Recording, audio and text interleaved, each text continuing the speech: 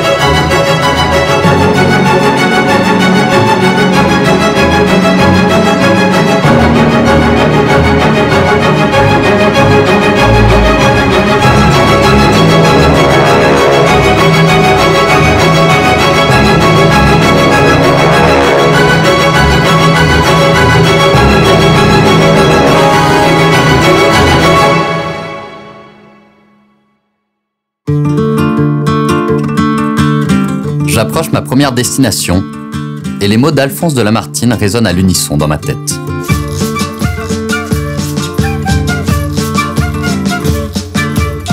Il n'y a pas d'homme plus complet que celui qui a beaucoup voyagé et changé 20 fois la forme de sa pensée et de sa vie.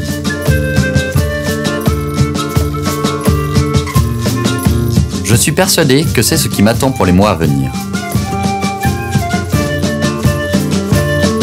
Partagé entre excitation et appréhension, je réalise que ça y est, à la descente de l'avion, l'aventure commencera vraiment.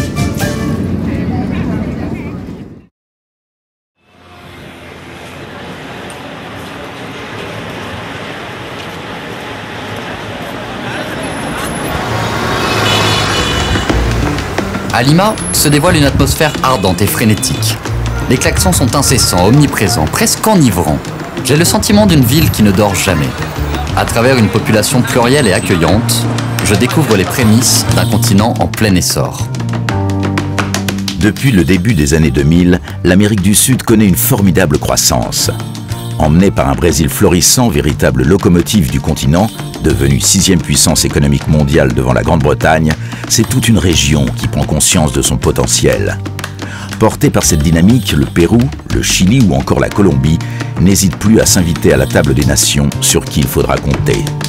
Avec près de 10% de la création de richesses dans le monde en 2012, l'Amérique du Sud s'impose aujourd'hui comme une zone clé de l'économie mondiale.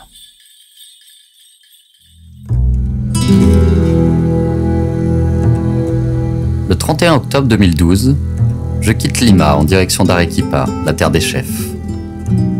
L'océan Pacifique d'un côté, la cordillère des Andes de l'autre, je célèbre non seulement mon premier trajet en stop, mais également mon 22e anniversaire. Blotti dans une cargaison d'acier à l'arrière d'un semi-remorque, le regard plongé vers l'horizon, je songe aux futures rencontres et aux surprises que réserve la suite de mon voyage.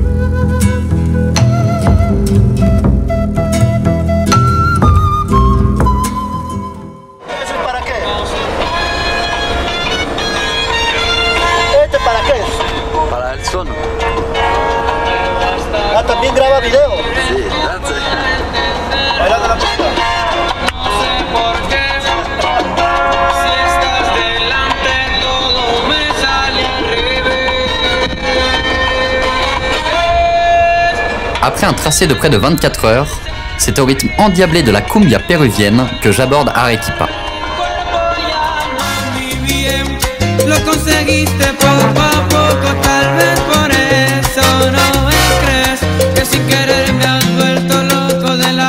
À Arequipa, je vais faire la rencontre de Kike, qui me proposera d'aller passer 10 jours dans la jungle amazonienne, dans un centre d'écotourisme. Séduit, je décide de faire un détour par Puerto Maldonado avant de rejoindre la Bolivie. Le lendemain matin, à l'aube, je prends place dans une archaïque pirogue, chargée de ravitailler les villages le long du Rio Tambopata. Au bout de 6 heures, nous arrivons à El Gato, le fameux centre d'écotourisme.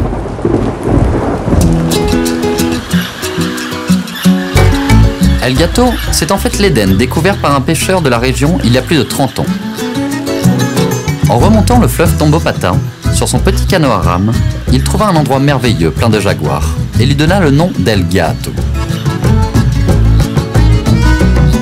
Aujourd'hui, ses deux fils, Eduardo et Victor Ramirez, y ont créé un organisme d'écotourisme visant à développer un tourisme durable centré sur la découverte de la nature.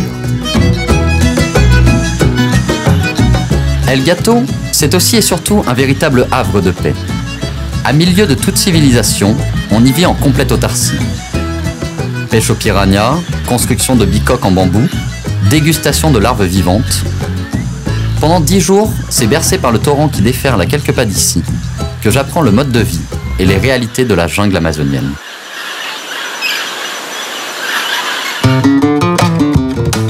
Après bientôt 2000 km parcourus, j'ai le sentiment d'être pleinement habité par ce voyage. Peu à peu, je me délaisse de mon traditionnel guide du routard et accepte de me laisser porter par les imprévus. J'apprends à voyager véritablement. Et déjà, je réalise que ce sont les rencontres qui dicteront la suite de mon périple. Je me dirige désormais vers la frontière bolivienne, direction La Paz.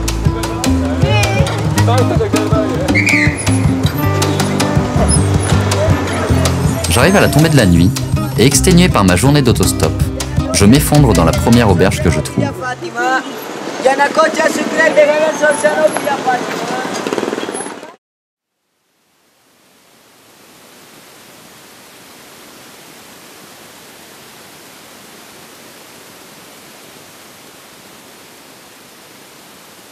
Le lendemain matin, c'est à peine si j'arrive à reconnaître la ville dans laquelle je suis arrivé hier.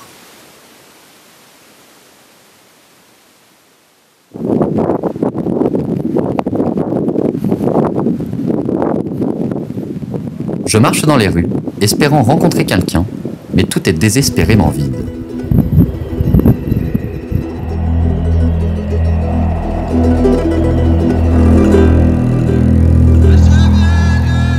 Au détour d'une rue, je croise une patrouille militaire qui m'ordonne de rentrer à mon auberge sans plus d'explications. Je fais mine de rebrousser chemin, mais j'ai besoin de comprendre.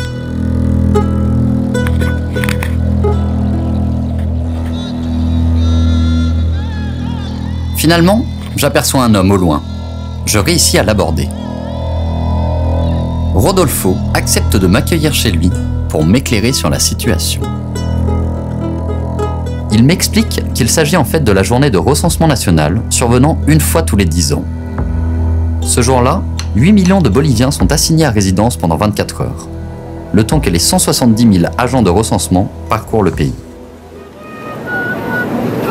Face au nombre accru de personnes non déclarées, c'est le moyen un peu radical décidé par le gouvernement pour établir un recensement réel de la population.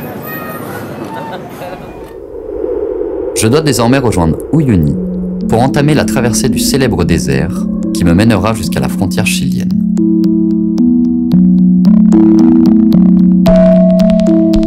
Perché à 3650 mètres d'altitude, plus vaste désert de sel au monde, le Salar repose sur 40 mètres d'épaisseur, alternant couches de sel et de glaise.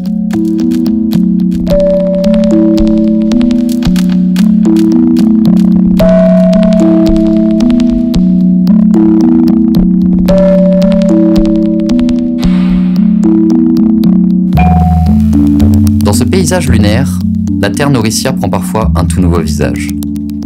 Ici, quelques centaines d'hommes, de femmes et d'enfants creusent la croûte saline à longueur d'année pour extraire des monticules de sel non iodés. Le visage protégé par des cagoules et de larges chapeaux, ces derniers piochent dans des conditions extrêmes.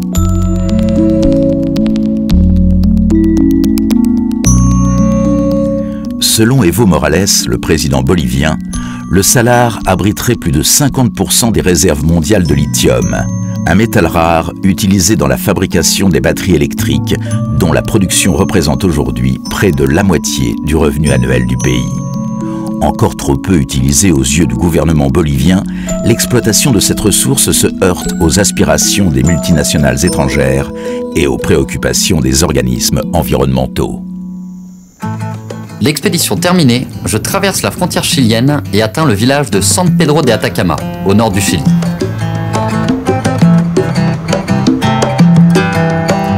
Au Chili, c'est le cœur du projet de tour du monde qui se profile. Aller à la rencontre des diplômés Schema.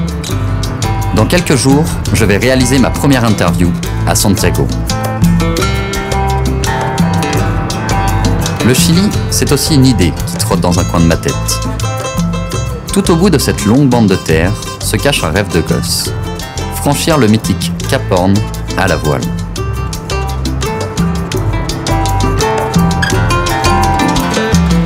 Le Chili fait partie des pays dits du cône sud. Parmi les pays d'Amérique latine, il est celui où la culture européenne y est la plus affirmée. Il est aussi le deuxième pays le plus développé du continent après le Brésil. Avec une corruption quasi inexistante, il demeure un exemple de stabilité et de croissance presque ininterrompue depuis plus de 10 ans. Une situation économique qui attire de plus en plus les investisseurs étrangers. À la frontière entre pays émergents et pays développés, il a fait son entrée dans l'OCDE il y a 2 ans.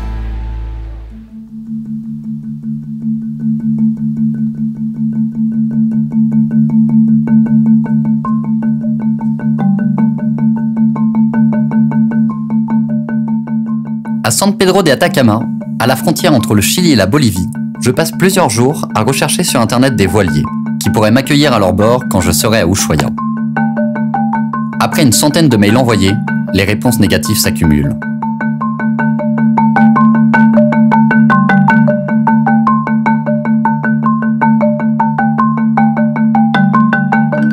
Puis, le 2 décembre 2012, le destin semble me sourire. Je reçois une réponse de Carole, la compagne du skipper de l'Esprit d'équipe que j'avais contacté la veille.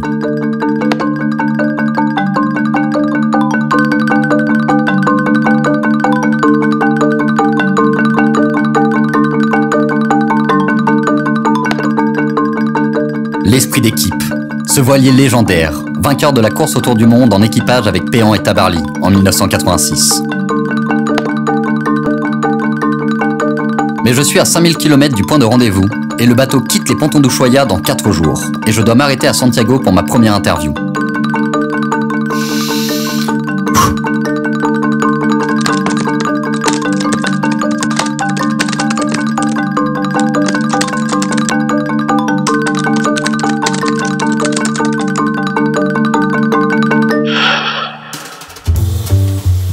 La course contre la montre est lancée. Je dois filer à Santiago pour mon interview, descendre le long de la cordillère des Andes, passer en Argentine et rejoindre Ushuaia avant que l'Esprit d'équipe ne mette les voiles.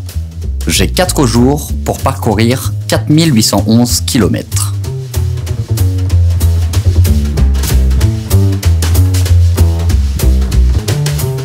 Coup de chance, devant mon auberge, un minibus d'étudiants accepte de me prendre avec eux vers Santiago.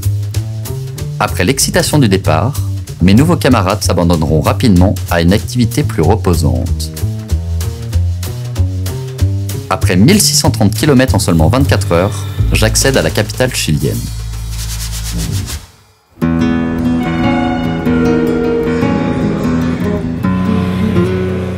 Santiago héberge aujourd'hui près d'un tiers de la population du Chili. Depuis plus d'1 siècle, l'exode rural s'est terriblement accru autour de cette ville fondée par le conquistador Pedro de Valdivia. Aujourd'hui, le Grand Santiago s'étend sur plus de 40 km. Divisé en 36 communes autonomes, il représente le véritable centre politique, industriel, culturel et économique du pays. D'immenses artères donnent leur nom à autant de quartiers: Nunoa, Vitacura, Apoquindo, El Barrio Alto. Au nord, le quartier de Providencia fait disparaître les t-shirts et tongs au profit des costumes sombres des hommes d'affaires. Le centre historique, quant à lui, promène les touristes à travers ses grandes ruelles piétonnes, rappelant l'architecture coloniale d'Amérique du Sud. Il est temps pour moi de rencontrer Cécile Carnoy, la première diplômée de ce périple. Très tôt, Cécile s'oriente vers une carrière à l'international en suivant le cursus International Business à Schema et à travers des stages à l'étranger. En 2011, elle rejoint le groupe Fosco, entreprise 100% chilienne, leader dans la création d'emballages plastiques industriels. La jeune femme est aujourd'hui responsable des ventes à l'international. Mon job, c'est de manger de la glace, d'être au courant de ce qui se passe sur le marché.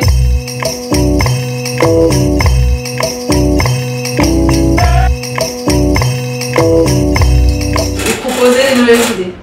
Je suis la seule étrangère, donc le fait d'être dans un univers vraiment 100% local, ça me plaît. J'aime travailler avec des gens qui viennent d'un peu partout dans le monde, donc j'ai toujours essayé de focaliser là-dessus. Au niveau de l'accueil, ça a été super.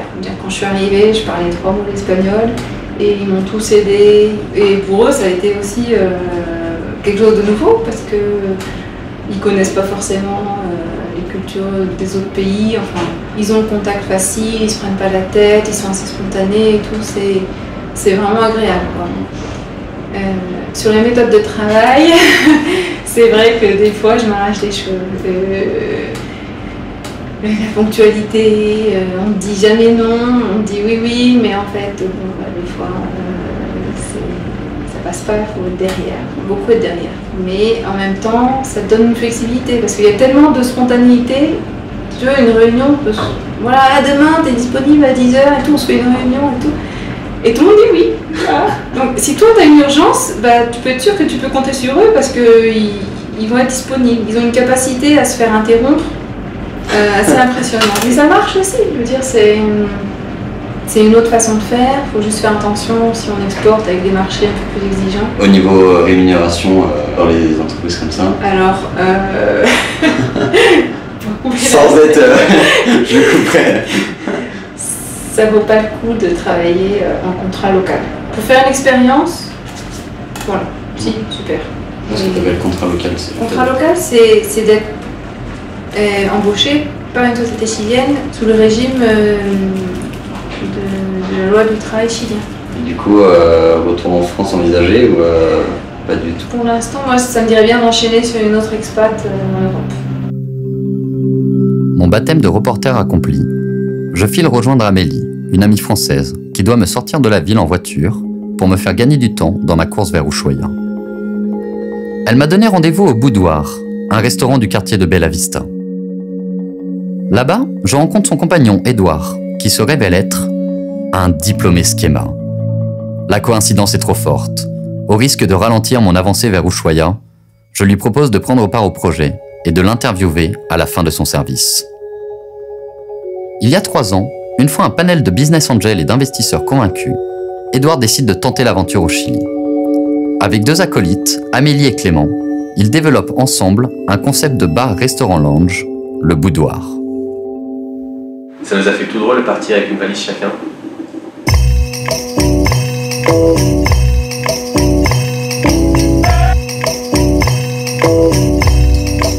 Et ça nous a fait vraiment un pincement au cœur d'arriver à Santiago avec une simple valise où tu disais j'ai toute ma vie dans une valise. Ça fait 2 ans et demi qu'on est ici. Notre particularité, tous les 3, c'est qu'on ne s'arrête jamais.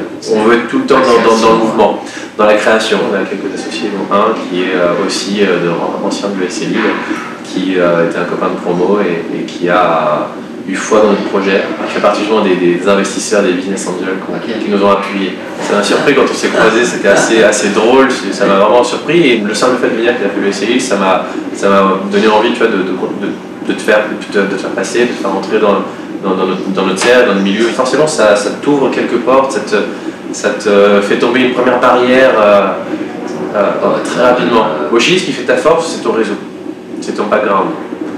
On est 3 jeunes entrepreneurs qui ont débarqué il y a 2 ans, il y a 3 ans, 2 ans et demi au Chili.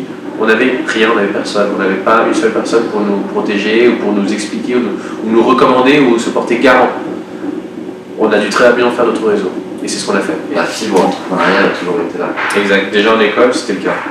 Et c'est quoi, réalité familiale, simplement l'envie d'être à son compte?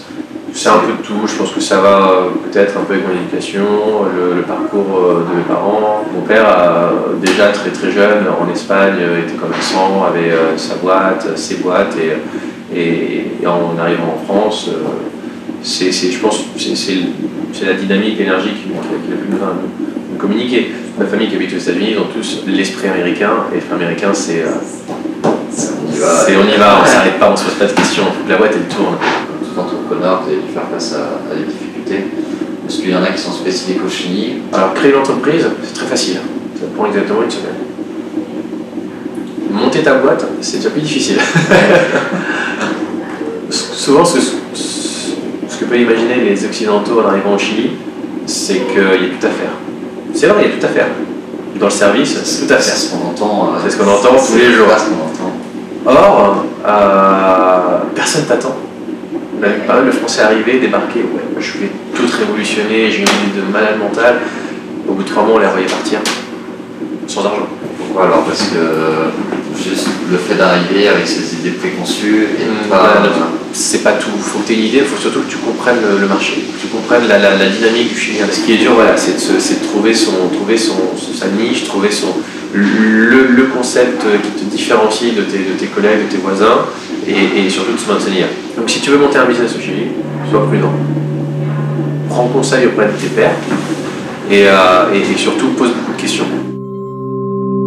Tu as toute liberté de faire ce qui te plaît réellement. Tu vas peut-être te planter, c'est pas grave. Au moins tu as essayé. Et tu te planteras peut-être une fois, mais sûrement pas deux. Oublie que tu as des limites.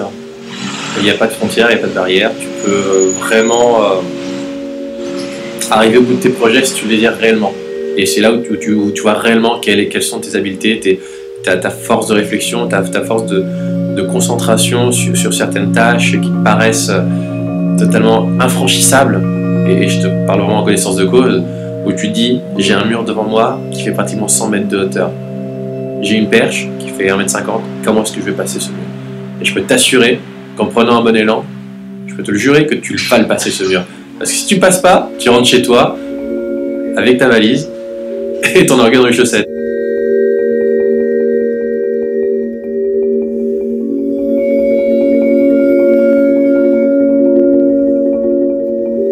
À l'aube, l'enregistrement en poche, Edouard accepte de me conduire jusqu'à une station-service, à 1 heure de Santiago.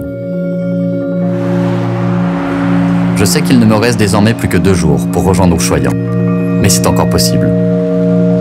Je peux t'assurer qu'en prenant un bon élan, je peux te le jurer que tu vas le passer ce mur. Mardi 4 décembre 2012, mon pouce affûté comme une lame de rasoir, je suis déterminé à atteindre Ushuaia, jeudi soir au plus tard.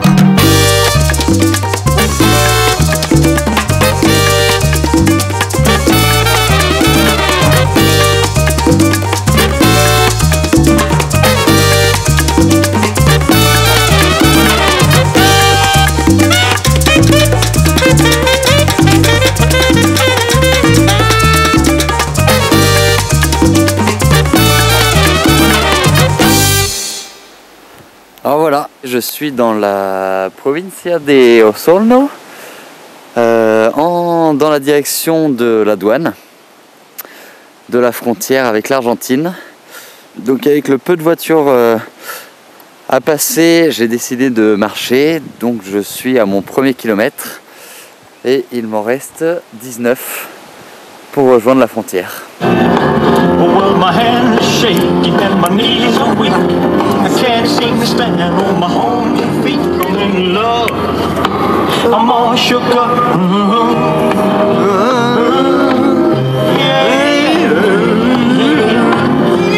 I don't know what to do to me, to the booty. Oh, to the booty. Oh, to the booty.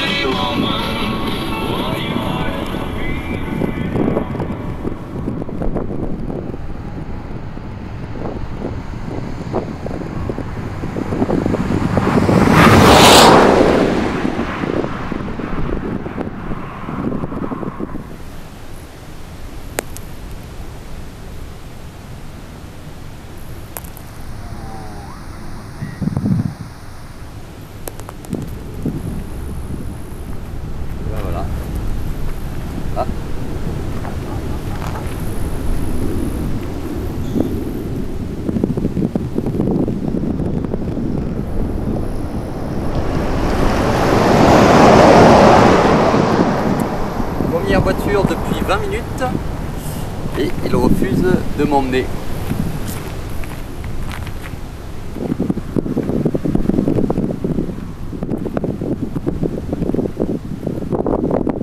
Une voiture arrive! Une voiture arrive!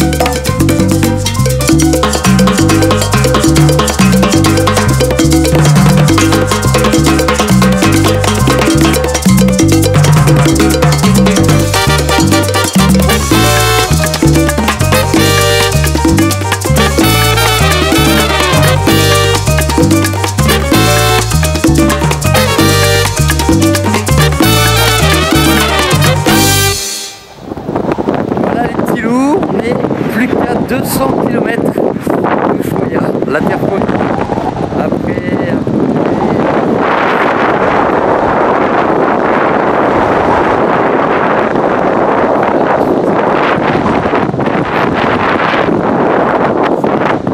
Plus dur dernier kilomètre à parcourir pour arriver à toucher la pancarte Ushuaïa. Voilà. Mais comme une leçon de vie, comme pour me rappeler qu'à vaincre sans péril, on triomphe sans gloire, ces derniers kilomètres sont les plus difficiles à parcourir.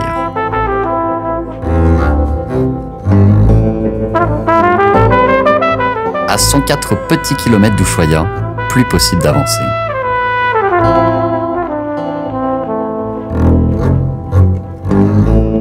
C'est finalement une famille d'Ushuaïens qui viennent de célébrer l'ouverture de leur restaurant qui m'emmèneront jusqu'à destination. Es una video, dice Colaus. ¿Cómo te dice? Me llamo... ¿Me llama? ¿Me llamo? My name is Aileen. My name... My name is Aileen.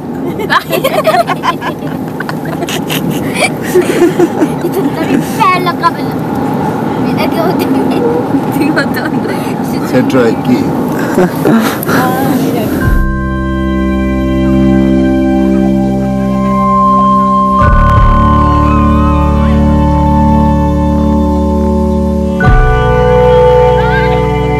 Passé par tous les états de stress ou d'excitation, 92 heures après mon départ de San Pedro de Atacama, le pouce solidement accroché, j'y suis. Ushuaïa, la ville la plus au sud de la planète. Petit coin de bout du monde, je t'ébranle, je t'effleure, je te touche. Le défi est relevé et l'instant est magique, émouvant. Dans quelques heures, j'embarque pour le Horn.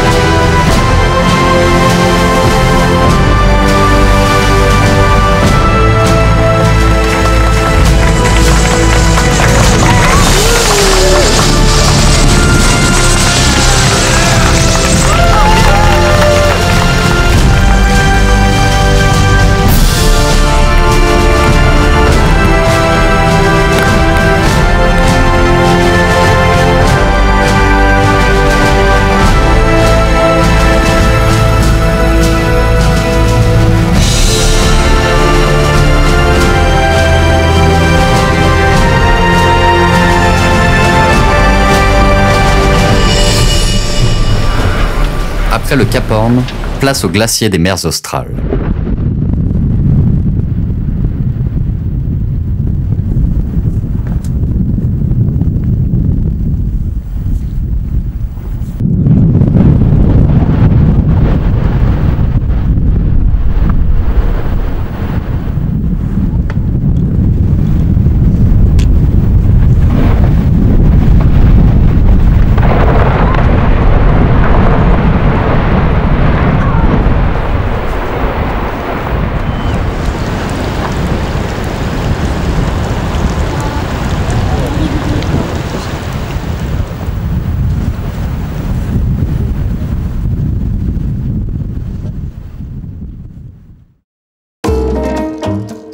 Après 15 jours sur les flots, je repose un pied légèrement déconnecté sur la terre ferme.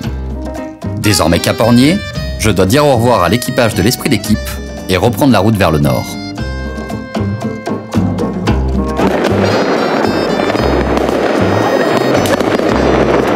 Happy New Year!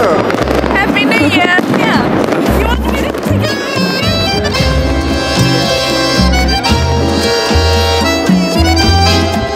Sur ma route, je fais un arrêt à Puerto Madryn pour célébrer le passage à la nouvelle année.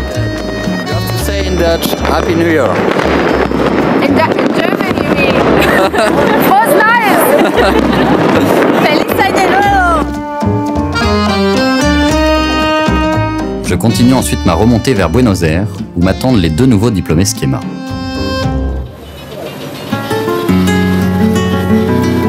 Au lendemain de la Seconde Guerre mondiale, l'Argentine était la 5e puissance du monde.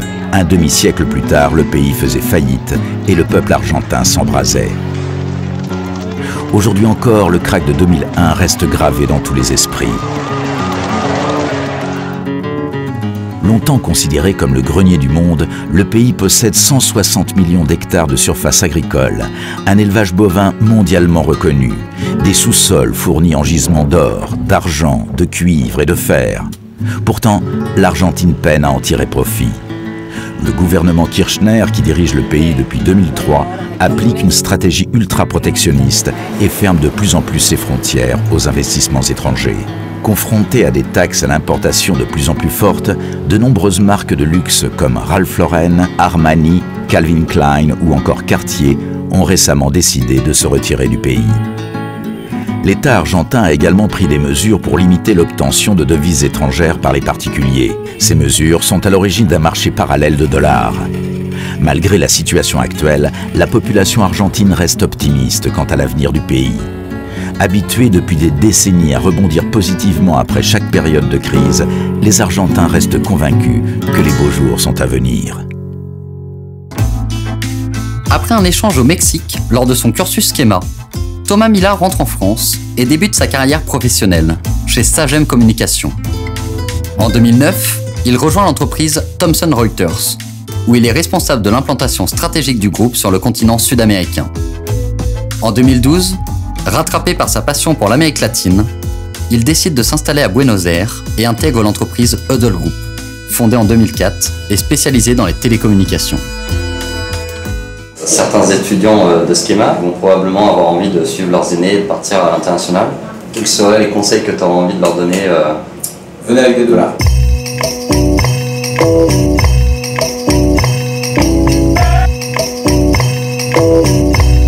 Non, bien sûr, c'est une formidable opportunité, c'est une formidable expérience. Il faut oser quand même. Il faut oser, ouais. Certains n'ont pas plus envie que ça, parce qu'on a sa famille, on a ses amis, on a ses proches, on a sa copine. Mais malgré tout, c'est peut-être une des rares fois où ils ont l'opportunité de le faire, parce qu'après, la vie fait que la famille, les obligations, c'est difficile après. Je pense qu'il faut vraiment profiter, c'est bénéfique pour toute la vie, c'est bon pour soi-même, c'est bon pour ses capacités, pour travailler dans d'autres langues. Et puis sur son CV, c'est aussi très reconnu, je pense, par la suite. Même si on peut retourner en France, les entreprises, des gens qui soient réactifs, qui soient flexibles, qui s'adaptent à un environnement qui n'arrête pas de changer. Un peu une mutation perpétuelle. Et aller travailler à l'étranger, je crois que c'est une des meilleures manières de le démontrer. Je regrette de ne pas avoir, quand je suis sorti d'école, de ne pas avoir gardé le lien avec le réseau des anciens. Ça se fait 10 ans plus tard. Je suis content de te recevoir, c'est très bien. Mais justement, je pense que c'est un conseil, il faut vraiment garder ce réseau dès le début, parce qu'après la vie professionnelle fait que ça évolue, on peut être amené à changer de boulot, d'aller travailler à l'étranger, dans d'autres pays. Et c'est vraiment un accès privilégié au monde du travail, puisqu'il m'a grandi, donc le réseau doit être encore plus grand. Après Thomas, c'est au tour de Thibaut Becherel, le second diplômé que je dois rencontrer à Buenos Aires, de me donner sa vision de l'expatriation. Thibaut est engagé en tant qu'apprenti lors de sa dernière année d'école chez Mentum, aujourd'hui Infovista. Son diplôme en poche, il se voit proposer un contrat d'expatrié pour développer les ventes en Amérique du Sud. L'entreprise lui laissera le choix de la destination pour y installer ses bureaux. Il choisira Buenos Aires. Attiré depuis toujours par l'aventure à l'international, Thibaut avait multiplié les départs à l'étranger pendant ses années schéma. L'école donne tous les moyens possibles pour pouvoir partir.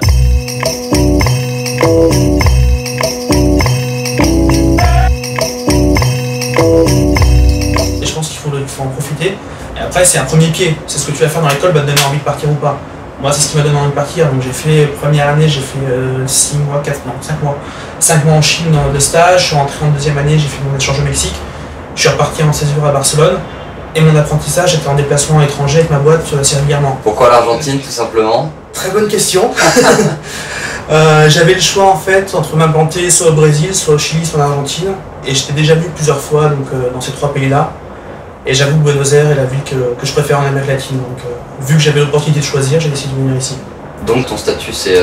J'ai un contrat français CDI plus avec un statut expat. On a un contrat avec la Chambre de commerce française de Buenos Aires. Donc c'est là par exemple on est dans les bureaux de la Chambre de commerce française où on loue un bureau juste pour moi. L'arrivée ici, ça a été facilité aussi avec la Chambre de commerce.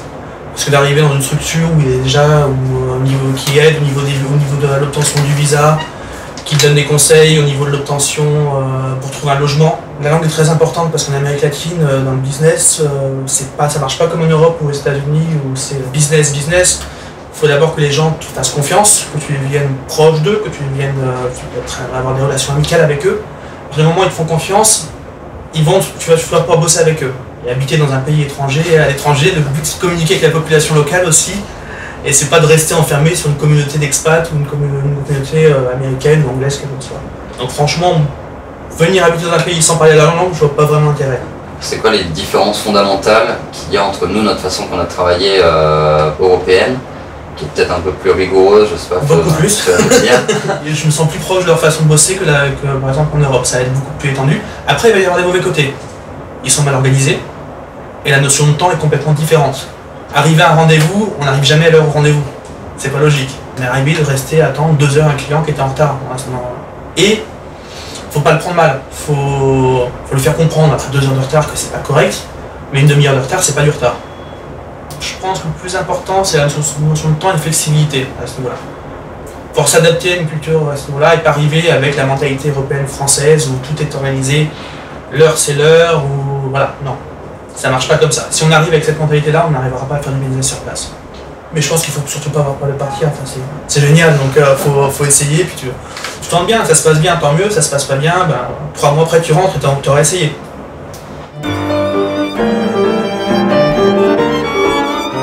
Cela fait bientôt 4 mois que j'ai quitté la France, et j'arrive déjà à ma dernière frontière avec l'Amérique latine, celle avec le Brésil.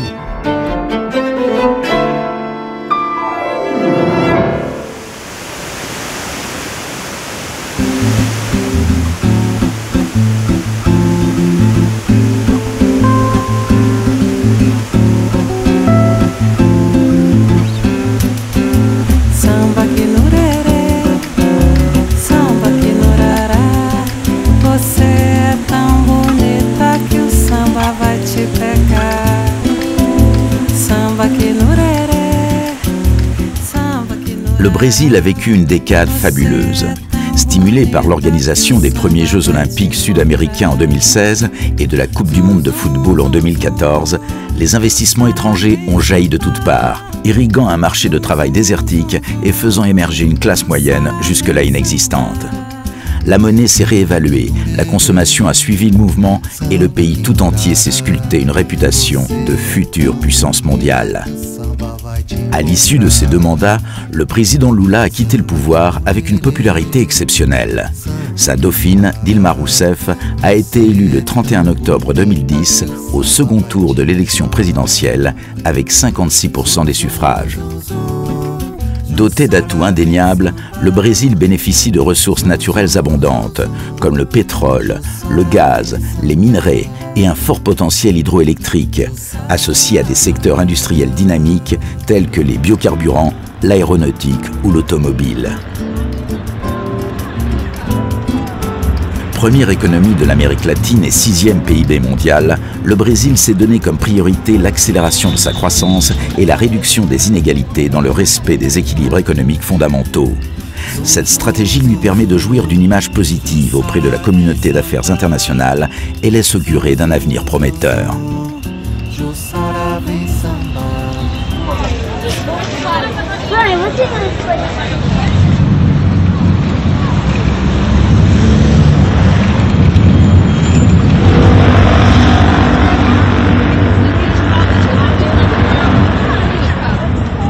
Cédric de Pincé a toujours eu 3 idées en tête: la musique, l'automobile et le Brésil.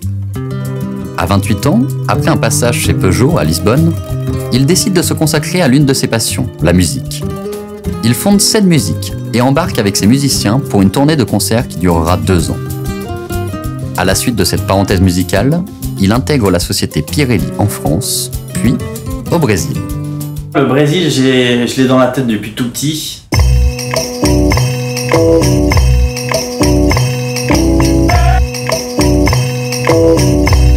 J'ai découvert le Brésil à la télé en regardant la Coupe du Monde avec mon père. Ça m'a tout de suite plu, les couleurs, la façon de jouer des joueurs de foot, la samba dans les gradins. Je me suis dit, mais qu'est-ce que c'est que ce truc, quoi? Et j'ai toujours eu cet objectif de vivre en Amérique latine.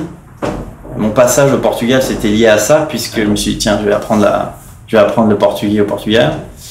Et puis ça me permettra ensuite de rebondir au Brésil. 4 ans après cette expérience au Portugal, je me suis retrouvé chez Pirelli, sachant que Pirelli avait la plus grande filiale au Brésil.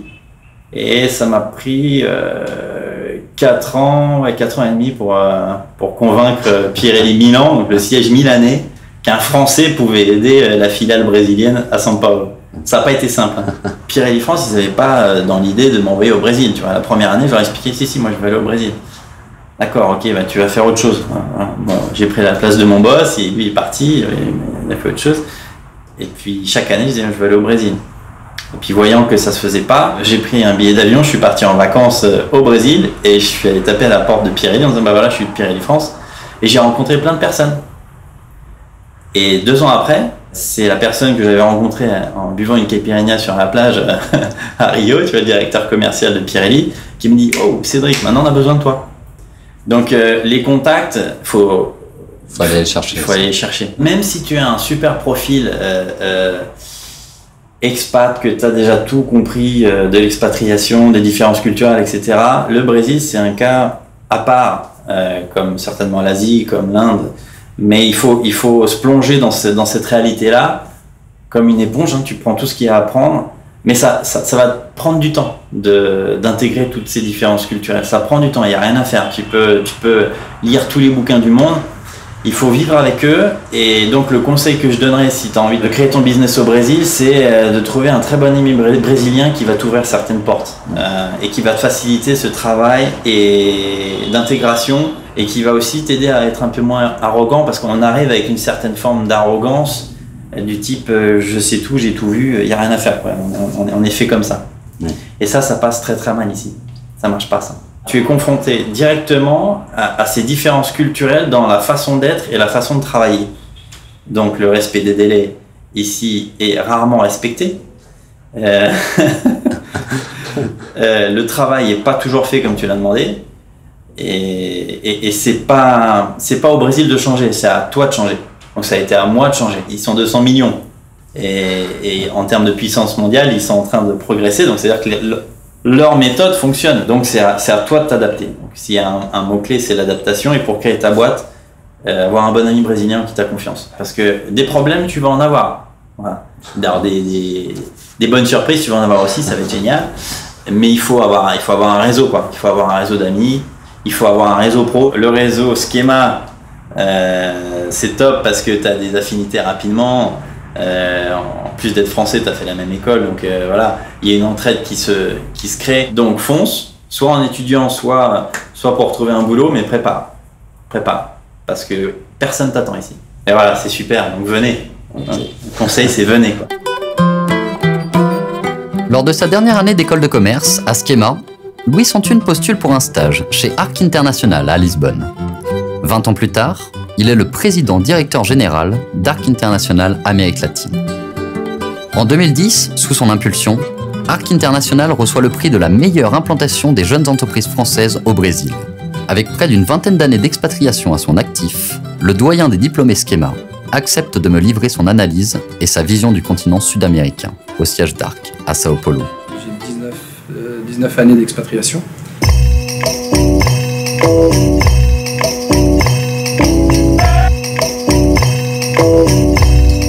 J'ai commencé par ouvrir les bureaux au Mexique, où j'ai passé 4 ans. Ensuite, je suis parti ouvrir les mêmes bureaux en Argentine, où je suis resté 4 ans jusqu'à la crise 2001. Ensuite, 4 ans au Chili, et là, ça fait 7 ans, ici, à Sao Paulo. Il y a vraiment 2 Amériques du Sud pour moi. Il y a la façade atlantique, la façade pacifique. Alors, on prend aujourd'hui une façade pacifique qui connaît des bons taux de croissance, qui sont des marchés très compétitifs, très faciles, avec de très bonnes perspectives. Alors là, on parle de tous les pays andins, on parle de la Colombie, on parle de l'Équateur, on parle du Pérou essentiellement et du Chili, qui aujourd'hui sont des exemples et à mon avis, dans les 5 années qui viennent, devraient être une région à fort potentiel. Ces gens-là ont des problématiques de prix. C'est un peu simple, c'est les gens qui regardent l'Asie, donc dans ces marchés, on parle essentiellement prix et compétitivité. De l'autre côté, c'est la façade atlantique, on a plutôt des pays qui sont des pays basés sur des marques. Les marques ont beaucoup d'importance. C'est le cas en Argentine, c'est le cas au Brésil.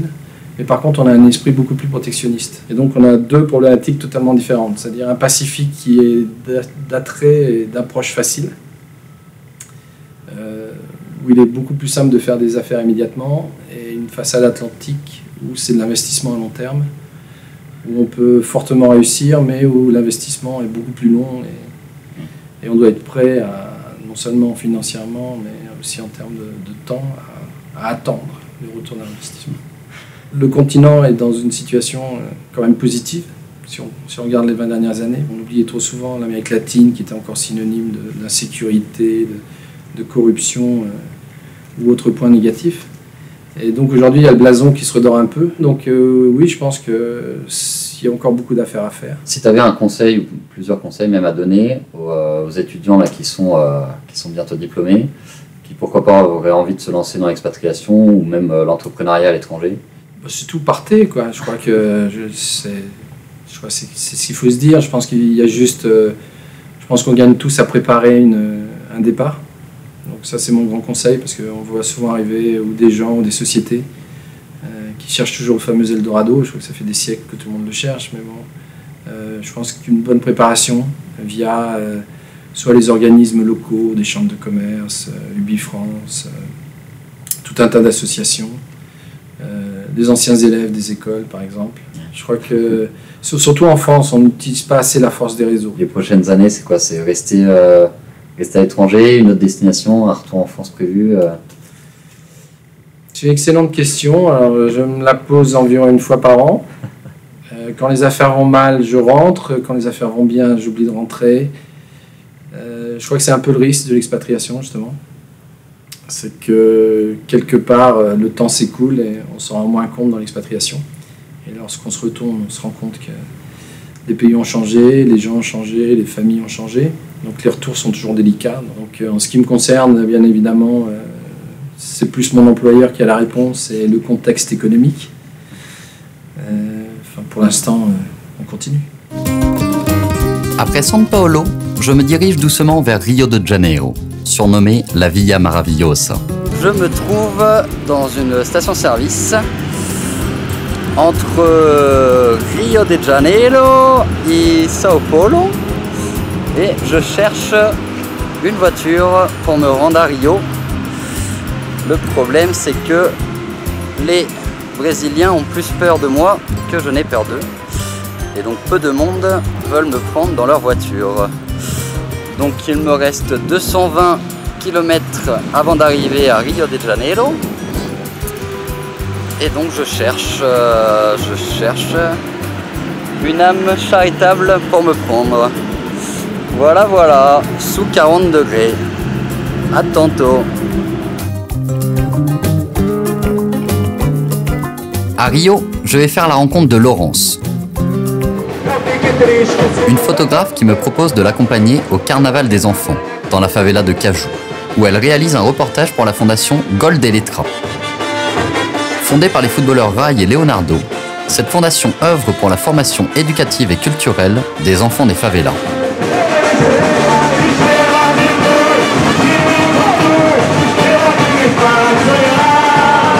Lorsque j'observe l'insouciance de ces enfants, j'ai du mal à imaginer qu'une semaine avant ma venue, plus de 1000 policiers, assistés de blindés de l'armée, avaient investi cette même favela pour en déloger les trafiquants de drogue. Une vague de pacification destinée à assainir les favelas pour les Jeux Olympiques et la Coupe du Monde. Alegria da Zona Sul. Plus tard, Elisangela, membre de l'école de samba Allegria des Zona Sul, me propose de vivre le carnaval de l'intérieur. Dans quelques minutes, je vais défiler au cœur du sambodrome le plus célèbre de la planète, El Sambodromo Marques de Sapucaí.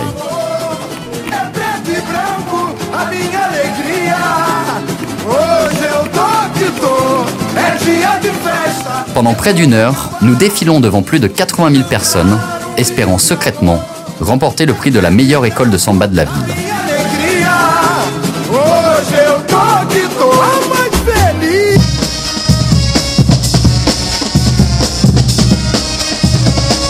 Pendant 4 jours, toutes les couches sociales du Brésil respirent ensemble au rythme des percussions et de la samba.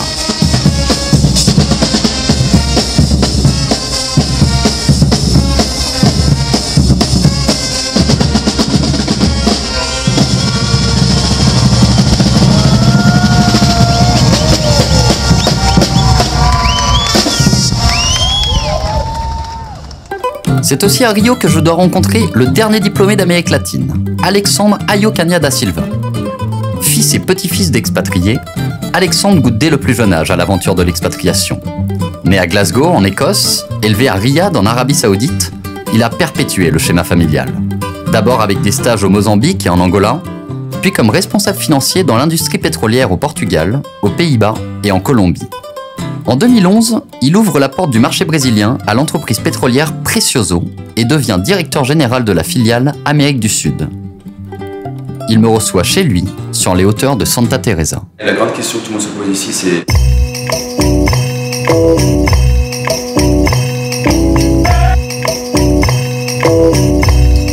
Et après 2016, qu'est-ce qui va se passer? Lula a fait du Brésil un produit marketing incroyable, mais dans la réalité, c'est pas si facile que ça. On nous dit toujours que c'est un pays du futur. Est-ce qu'il sera toujours un pays du futur ou pas? Il y a du business, il y a du volume, il y a de la marge, mais c'est un pays compliqué. Aujourd'hui, on est en plein emploi, recruter du monde est difficile, avoir des gens formés, avoir des ingénieurs, c'est difficile. C'est pas un pays facile et en fait, on travaille beaucoup plus ici qu'on le fait en France pour pouvoir atteindre les mêmes objectifs. Dans beaucoup de sociétés françaises, envoient des expatriés sur des périodes courtes. Ici, il ne faut pas le faire, c'est des périodes longues, ça prend du temps de créer son réseau, de rentrer chez un Brésilien, c'est compliqué, ça prend du temps. C'est un pays tropical, il faut y aller au rythme de la samba. Il faut avoir cette fameuse intelligence émotionnelle, c'est-à-dire sentir les gens, les rencontrer, les toucher, c'est très dans l'émotion, il n'y a pas de business, il n'y a pas d'amour. Une réunion qui se passe un peu mal, c'est des pleurs, on se prend dans les bras, c'est quelque chose qu'on ne verra jamais en Europe. À ce point. Ouais. Que ce soit les rendez-vous clients ou que ce soit du management en interne, il faut être toujours présent, montrer qu'on les aime, montrer qu'ils sont superbes. Il faut toujours développer leur ego. C'est hyper important. Si par exemple j'oublie l'anniversaire d'une secrétaire ou d'une comptable, ils vont te faire la tête. Ici, il faut connaître les noms des enfants de ses employés, il faut savoir où ils habitent, il faut leur poser des questions sur leur vie personnelle.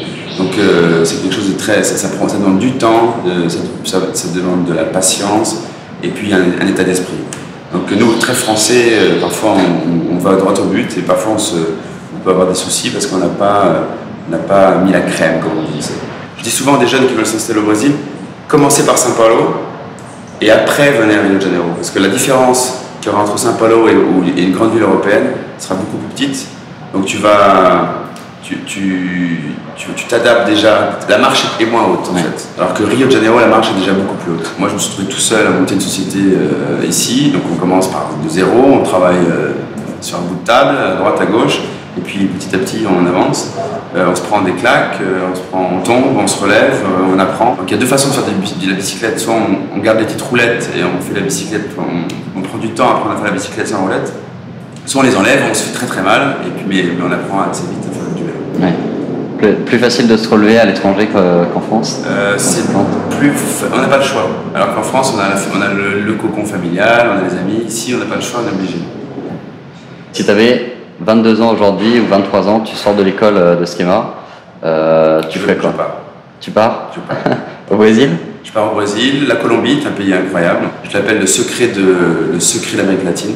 C'est un pays dont on a une idée de la Colombie quand on vit en Europe, mais quand on y habite, c'est un pays très facile pour faire du business. C'est un pays où les gens sont qualifiés, sont éduqués. C'est un pays où en ce moment il se passe plein de choses. Les Américains commencent à y aller à fond la caisse. Le Chili est un pays où il faut aller.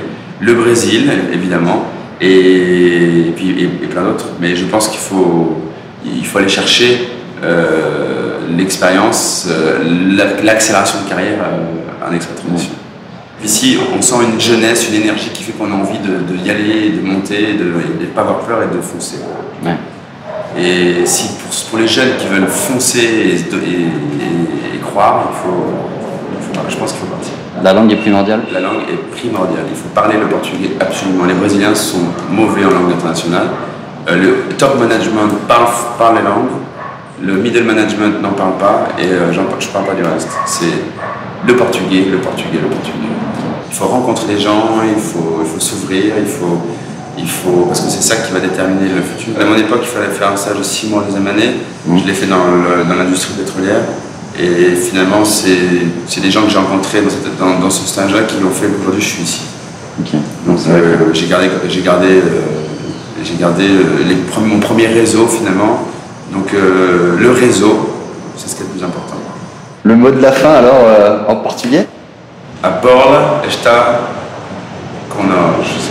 C'est que le Brésil en ce moment, la balle est dans notre camp. Donc il faut shooter. A bola está nos nossos pés. Mineiro não conhece o mar. Mineiro não conhece o mar. Plus qu'un simple pays d'Amérique latine, le Brésil est un continent dans un continent. Terre de contraste, disait l'anthropologue français Roger Bastide.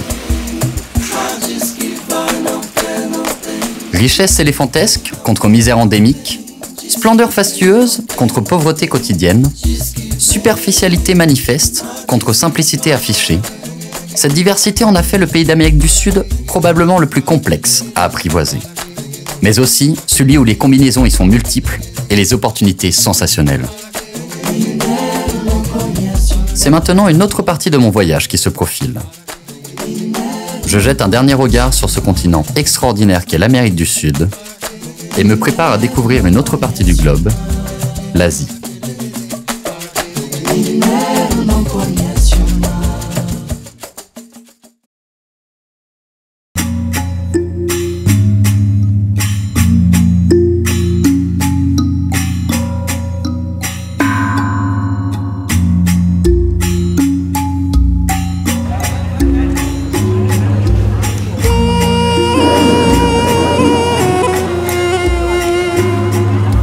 À mon arrivée en Asie, la rupture avec l'Amérique du Sud est saisissante. Les visages se sont transformés, les regards plissés.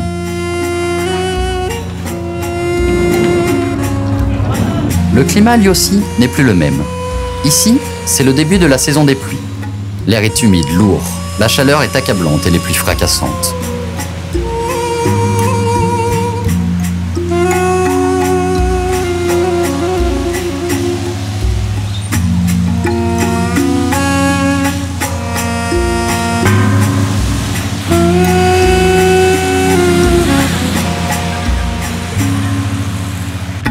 Le choc culturel est d'autant plus fort que la barrière de la langue m'empêche de communiquer avec les populations locales.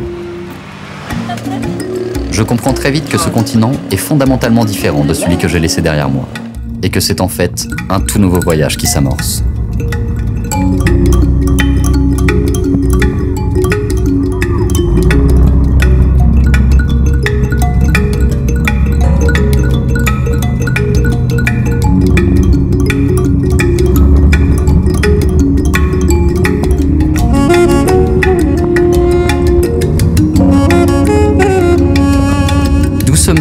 Je me dirige vers Singapour, où m'attendent les premiers diplômés du continent asiatique.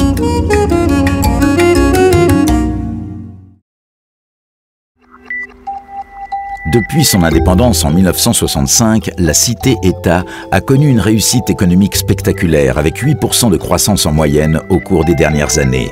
Ceci sous l'autorité d'un État directement impliqué dans la gestion des grands groupes industriels et commerciaux. Plaque tournante commerciale et financière entre la zone Pacifique et l'Europe, la ville doit son essor à sa situation maritime exceptionnelle qui en fait le deuxième port au monde en termes d'exportation et de trafic après Shanghai. Surnommée la Cité du Lion, ordre, prospérité et propreté pourrait être la devise singapourienne. Ici à Singapour, je découvre une communauté Schema exceptionnelle avec pas moins de 85 alumni. Pendant une semaine, je suis accueilli chez l'un d'entre eux, Frédéric, chez qui nous organisons une interview groupée avec 2 autres membres de Schema Alumni. Ça fait maintenant 7 ans que je suis à Singapour.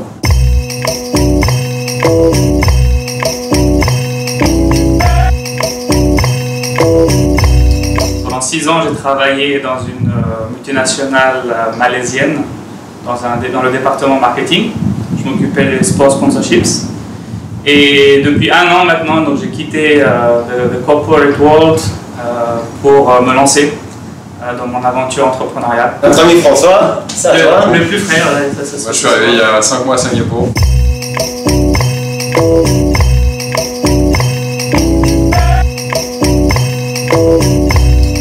Je travaille pour un cabinet de recrutement qui s'appelle Spring Professional Staffing, qui fait partie du groupe Adecco. C'est Olivier Dufour qui est le président de l'association des anciens qui m'a recruté. Je m'appelle Frédéric, ça fait 2 ans et demi que je suis à Singapour.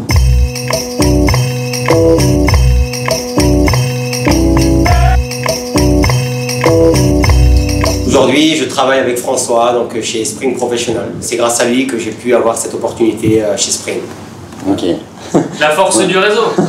Exactement. En fait, le réseau des anciens, en tout cas dans mon parcours professionnel, il a été très important et j'ai souvent, depuis le démarrage, j'ai quand même pas mal rencontré des gens qui venaient de Schema. Et c'est souvent grâce à eux que j'ai pu obtenir des opportunités. Donc c'est un peu aussi, ça me fait plaisir et c'est aussi logique pour moi de pouvoir tendre la main ou de proposer des choses à d'autres personnes du réseau que je pourrais rencontrer. Mon partenaire actuel dans cette nouvelle aventure entrepreneuriale est un ancien également du CERAM.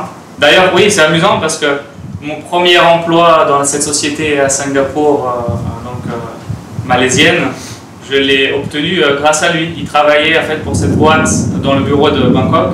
Et au moment où je cherchais à me repositionner, c'est lui qui m'a dit qu'il y avait cette opportunité ici à Singapour. Je ne savais pas qu'on avait ce réseau aussi vivant et aussi entretenu par le Schema. On est quand même 85, donc c'est quand même intéressant de convier quelqu'un et de lui montrer que voilà, il n'est pas tout seul. La force d'un réseau, le sentiment d'appartenance à un groupe ou à une association, ça peut aider aussi. Il faut sortir. Il y a énormément d'opportunités de networking par le Schema, notre réseau, et par beaucoup d'autres par la Chambre de commerce française qui organise sans arrêt des événements de networking aussi. L'international, de toute façon, ce sera jamais négatif, ce sera jamais mauvais. À partir du moment où on arrive à voir ce qui se passe en dehors de la France, en dehors de nos frontières, avoir un recul sur les choses, parler à beaucoup plus de gens, avoir une culture vachement plus étendue. Mon conseil, ce serait de sauter sur n'importe quelle expérience à l'international. Après avoir fait mes adieux aux alumni de Singapour, je continue mon voyage vers la Thaïlande en commençant par sa capitale, Bangkok.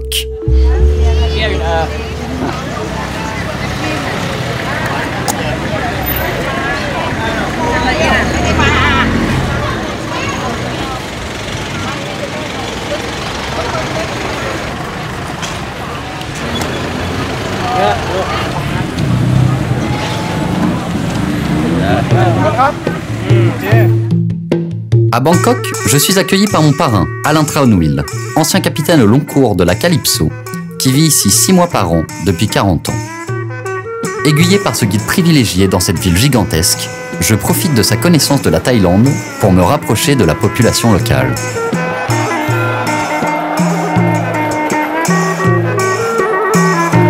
Le royaume de Siam, seul pays d'Asie du Sud-Est à ne jamais avoir été fondamentalement colonisé, a réussi à préserver une identité forte et éclatante, à travers son artisanat, son alphabet unique et une culture religieuse bouddhique pratiquée par 95% de la population. La Thaïlande bénéficie d'un rayonnement culturel éminent. Gouverné par le roi Rama IX depuis plus de 60 ans, le peuple thaïlandais voue une vénération fidèle à la famille royale.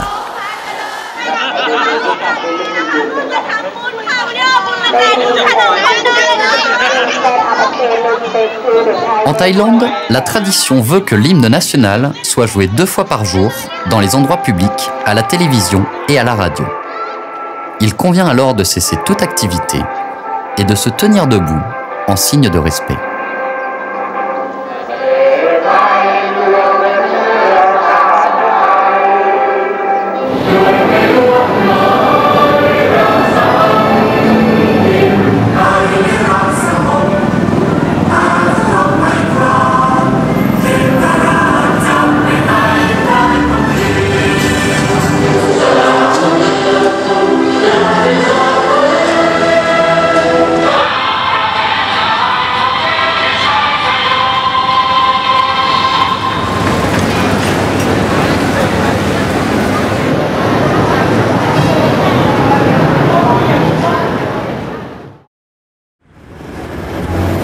En Asie, le concept même de l'autostop est totalement méconnu. Les avancées se font plus lentes, plus longues, plus difficiles. Je commence même à me demander si je vais pouvoir traverser l'Asie dans le temps imparti de mon voyage. Depuis Bangkok, je mets plus de 6 heures à parcourir seulement 84 petits kilomètres. Et bien voilà, je viens d'arriver à Ayutthaya.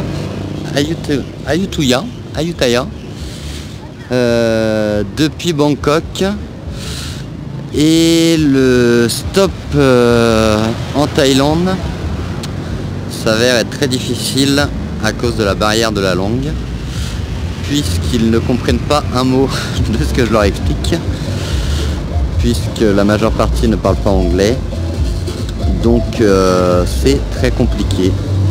Donc je vais essayer de trouver un endroit où dormir et de repartir demain matin direction Chiang Mai. Voilà. Compliqué.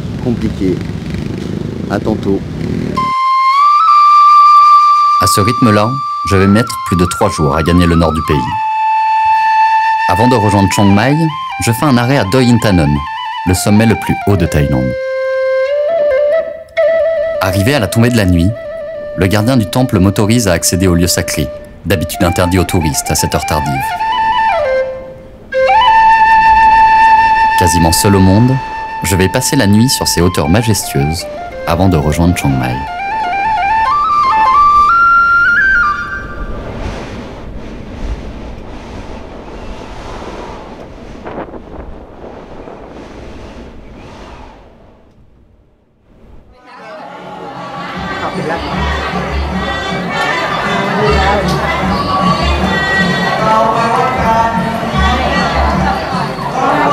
J'arrive à Chiang Mai au beau milieu de la fête la plus importante de l'année dans le royaume de Thaïlande, Songkran.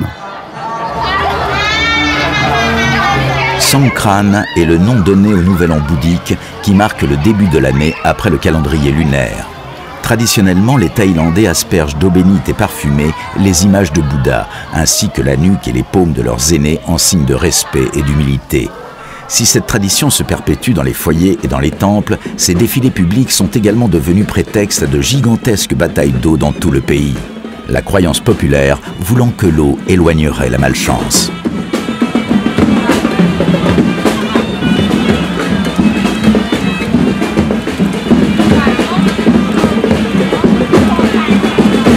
Pendant 3 jours, ces cérémonies festives marquent la fin de la période sèche et appellent l'arrivée des premières pluies de la mousson.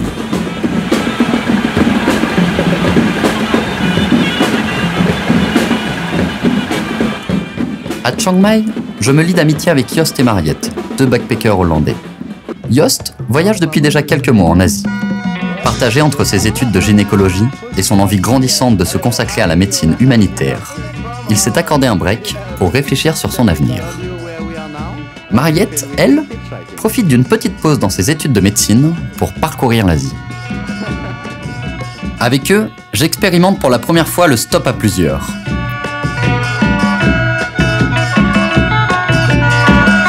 Cap sur le Laos, mais aussi et surtout cap vers Ho Chi Minh, où m'attendent les prochains diplômés Schema. À leur côté, et après presque 1 mois et demi passé en Asie, je comprends peu à peu qu'au-delà de la barrière de la langue, il existe d'autres manières de communiquer avec les populations. Benji. Nice to meet you, Kwang. Nice to meet you. Kwang. Nice to meet you. I cannot explain in Thai. Nice to meet you. I'm happy. I'm happy to see you. Yeah. À travers les regards, les repas partagés, les sourires échangés, les mimes, les rires, voire les fous rires, je partage parfois bien plus que je ne l'avais imaginé.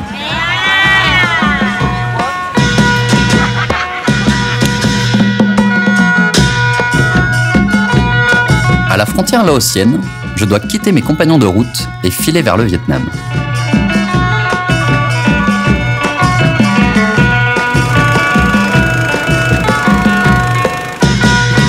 La descente le long du Mekong à travers le Laos puis le Cambodge me mène jusqu'à Ho Chi Minh Ville, la capitale économique du Vietnam.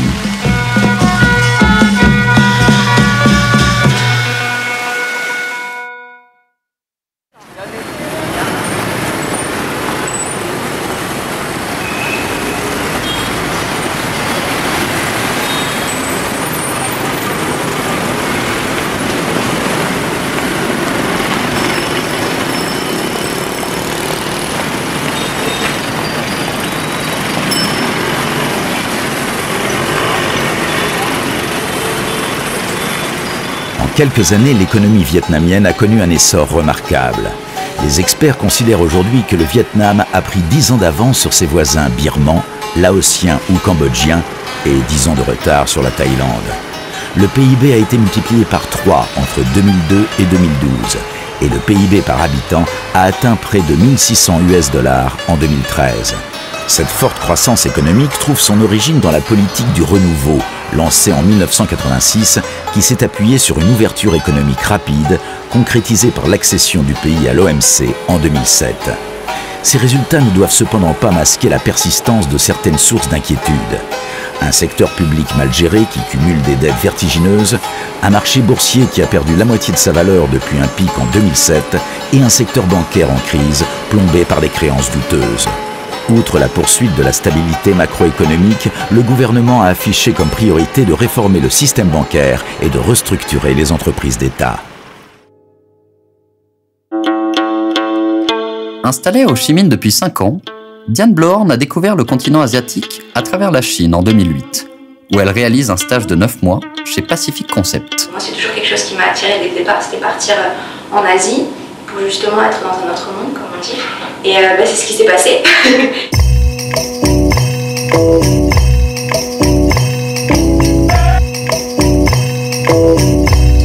J'étais dans un autre monde et c'était top. Moi, j'ai adoré. Profitant de la proximité géographique avec le Vietnam et portée par cette soif d'aventure, elle débarque à Ho Chi Minh 1 an plus tard et se donne 3 mois pour trouver un job. Une stratégie payante, puisqu'après s'être chargée de l'implantation de marques de luxe telles que Cartier, Chanel, Ralph Lauren ou encore Rolex, elle dirige depuis 2013 la marque Lacoste au Vietnam. Je dirais que c'est la passion et l'envie de réussir qui me pousse à toujours aller de l'avant et toujours aller vers les gens. J'étais maman, on était 5 et j'ai fini en comptant tous les magasins, on était environ 200. J'étais pas toute seule, hein. Il y avait toute une équipe, bien sûr, c'est la clé, on n'est pas seul. Au départ, quand il n'y a pas de magasin, il n'y a rien, il faut tout créer. Et donc j'étais le premier contact des marques par rapport aux achats. Donc en gros, après, c'est moi qui travaille avec les équipes pour faire tout ce qui est magasin, je travaille avec eux et je suis là pour les former, je suis là pour qu'ils grandissent, si je peux dire ça comme ça, et pour leur donner tout ce que je peux leur donner. Donc je bosse avec eux et donc c'est vraiment, ils apprennent de moi tous les jours et moi j'apprends de tous les jours aussi. Donc on apprend différemment ensemble. Moi je leur donne tout ce qui est connaissance maintenant, puisque ça fait 4 ans que je travaille dans le même secteur ici. Donc connaissance du marché, connaissance des chiffres, des analyses, etc. Et puis eux m'apprennent toujours et encore la culture vietnamienne, on en apprend tous les jours et c'est ça que j'aime aussi ici. On dit aussi que le Vietnam c'est la culture du oui, c'est-à-dire vous leur dites quelque chose, ils vont dire oui, oui, mais en fait non. Donc il faut répéter et re-répéter. Donc la patience c'est aussi quelque chose d'important. Ça c'est vrai qu'au départ c'était super marrant parce que moi à la base je suis vraiment très dynamique, etc. Donc je disais allez, on fait ça, c'est bon, je t'explique, on fait comme ci, comme ça. Ok, oui, avec le grand sourire. Oui, le sourire ça veut dire qu'ils n'ont rien compris, mais bon, quand on ne sait pas au départ, voilà. Et en fait rien n'arrivait, ou alors quand ça arrivait c'était totalement différent. Et là, là c'était vraiment marrant quoi. Et c'est là où je me suis dit, ah, ça marche pas comme ça. Sur le marché du travail, c'est plus compliqué pour un étranger d'arriver et de trouver un poste, puisque les Vietnamiens sont maintenant diplômés et peuvent avoir le même niveau de diplôme qu'un étranger. Et ensuite, il y a aussi tous les Vietnamiens qui étaient à l'étranger, qui sont partis pendant la guerre, qui envoient leurs enfants ici ou qui reviennent. Donc du coup, ça fait encore plus de concurrence pour les étrangers comme nous. On arrive, on n'a rien, on ne parle même pas la langue. On a juste un diplôme en poche et voilà. Le petit plus pour le Vietnam, ce serait vraiment la langue. Oui, je pense qu'aujourd'hui, si quelqu'un veut arriver, ça serait la langue. Si en tant qu'étranger, vous arrivez, que vous parlez vietnamien, ça peut être un vrai plus. Foncez quoi. Faut vraiment pas hésiter à s'ouvrir au monde et justement aller vers les gens. Donc partir, voir ce qui se passe ailleurs et professionnellement et personnellement, c'est vraiment top. Vraiment faire. Même si ça échoue, vous essayez, ça marche pas, vous revenez, vous resserrez après, il faut y aller, il faut foncer.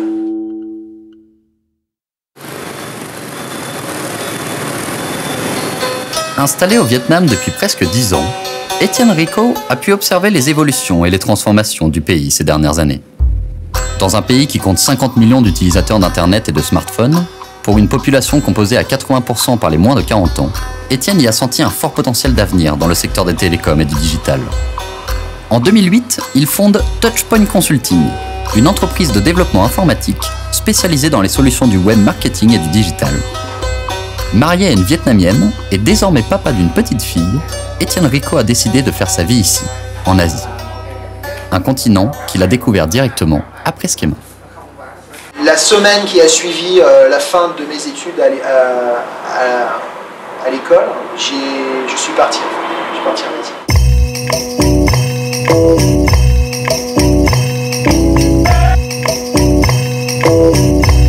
C'est vraiment les premiers souvenirs que j'ai eu en arrivant dans ce pays, c'est qu'est-ce que c'est que ce bordel, c'est dans tous les sens impossible de traverser une rue.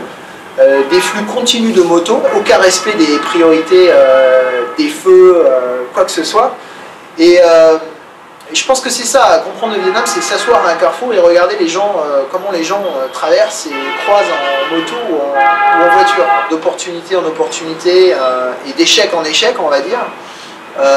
J'ai été amené petit à petit à prendre confiance en moi, à avoir plus une idée plus précise de ce que je voulais faire, une idée plus réaliste de ce que je voulais faire, dans un pays et dans dans une culture qui est vraiment très différente. Je crois que c'est vraiment la chose à comprendre, c'est que même si je reste ici pendant un demi-siècle, je ne serai jamais un Vietnamien ou un Asiatique. Lorsqu'on fait des affaires en Asie, ce qui est très important, c'est d'avoir un partenaire, un business partner, un associé, un ami, qui en a confiance, qui soit un local ou alors qui soit d'origine locale. Il faut s'adapter, il faut comprendre, mais il ne faut pas trop s'adapter et se mettre au niveau du local. Il faut rester dans son rôle de partenaire étranger, là où les gens peuvent vous catégoriser de manière simple en fait, et voient bien ce que vous apportez au business.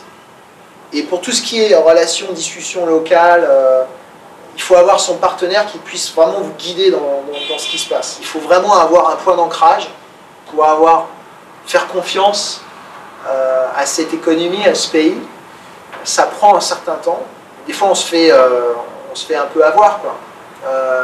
Et comme je le disais, ce qui est très important, c'est d'avoir toujours avec soi, dans ton équipe, quelqu'un qui puisse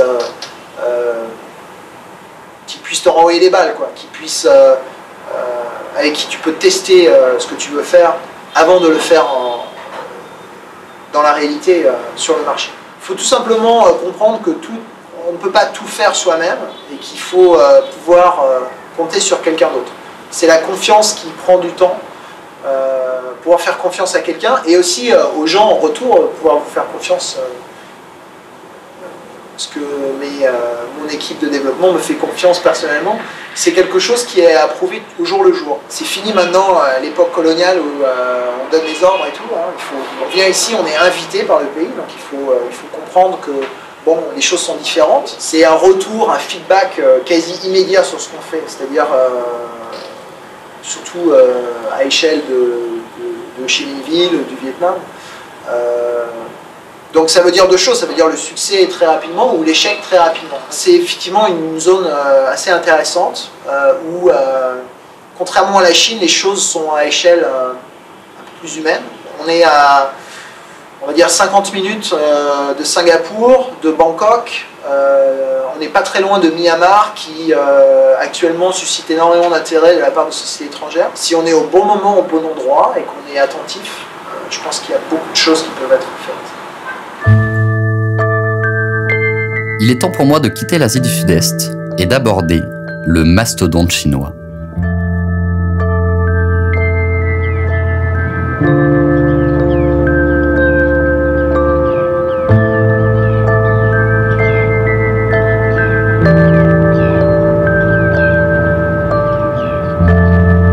C'est par Hong Kong que je me plonge dans le grand bain de l'Empire du Milieu. Derrière ces immenses gratte-ciel se trouve non seulement la porte d'entrée sur la Chine continentale, mais également les derniers diplômés schéma que je dois rencontrer. À l'instar de Singapour, Hong Kong fut un comptoir commercial et une base navale du Royaume-Uni après la première guerre de l'opium en 1842. Depuis la rétrocession du 1er juillet 1997, soit 155 ans plus tard, Hong Kong a réintégré la République populaire de Chine. Considéré comme une entité économique indépendante, Hong Kong s'est transformé en un centre d'affaires international majeur, tout en perpétuant son rôle traditionnel d'interface incontournable entre la Chine continentale et le reste du monde. Hong Kong est aujourd'hui la 3e place financière au monde et joue un rôle crucial dans l'ascension irrésistible de l'économie chinoise. La Chine est devenue au cours de la dernière décennie la seconde puissance économique mondiale derrière les États-Unis et le tout premier exportateur de la planète. Cependant, la crise qui touche les marchés mondiaux, les fragilités du système bancaire chinois, les tensions ouvrières et les dégradations considérables de l'environnement placent les autorités devant des défis majeurs. Le 12e plan quinquennal adopté en 2011 a établi l'objectif de résorber ces déséquilibres à moyen terme et de rendre la croissance chinoise plus soutenable en imposant un mariage de raison entre économie et écologie. À mon arrivée ici, je suis impressionné par l'ampleur et le dynamisme du réseau Schema.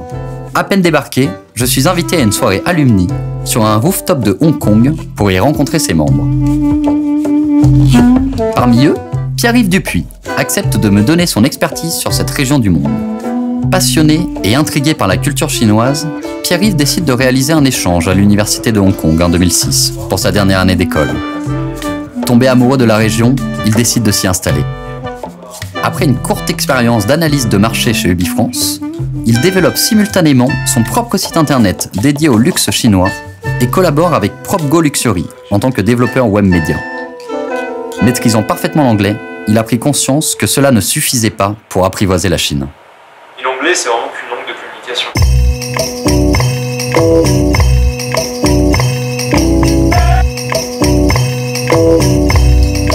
Vraiment.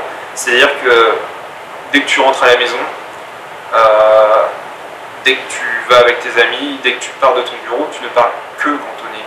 Les news, c'est que en cantonais. Tu vas passer à côté de tout si tu comprends pas ce que les Hongkongais aiment. Surtout, et ça c'est valable pour quasiment tous les pays asiatiques, faut pas venir ici en pensant qu'on sait tout, parce que c'est exactement l'inverse. En plus, c'est un peuple commerçant depuis l'Antiquité, donc c'est-à-dire qu'en business, ils vont toujours être meilleurs que nous. Donc il ne faut vraiment pas venir avec l'intention d'imposer quelque chose aux Chinois. Il faut vraiment être humble en disant, bah tiens, il y a une niche qui n'est pas occupée, bah, je vais m'y mettre. À l'origine, Hong Kong, finalement, c'était une place d'échange entre le reste du monde et la Chine. C'était la plateforme avec des gens qui sont bilingues, trilingues, qui savaient comment commercer avec les Chinois de Chine continentale et qui ensuite expédiaient, enfin qui expédient toujours d'ailleurs les marchandises aux quatre coins de la Terre.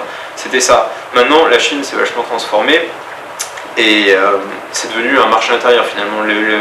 Le plan quinquennal, le but c'est vraiment de transformer la Chine et c'est plus l'usine du monde. D'ailleurs, il y a énormément de pays où si on veut tenter l'aventure pour produire pas cher, il y a le Vietnam, le Cambodge, le Laos que tu as vu, honnêtement 2, 3 fois, 4 fois moins cher que la Chine. Donc le vrai défi et l'aventure maintenant, c'est d'aller en Chine et de vendre des choses aux Chinois. À la périphérie de Hong Kong, je me heurte aux difficultés de l'autostop en Chine. Pendant 2 jours de suite, toutes mes tentatives d'avancer vers Shanghai restent vaines. Pour la première fois depuis le début de mon périple, je me résous à prendre un train pour ne pas mettre en péril la suite de mon projet. C'est dans un wagon de 4e classe, entouré de Chinois de classe très populaire, que je m'enfonce dans la vraie Chine. Direction Shanghai.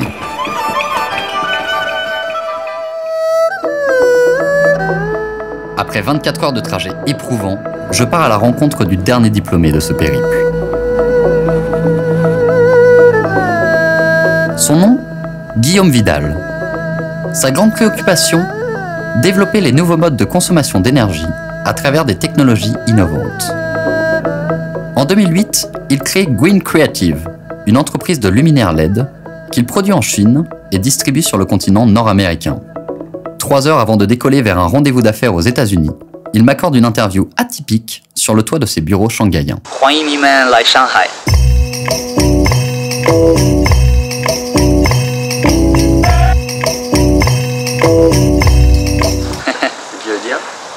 Bienvenue à Shanghai.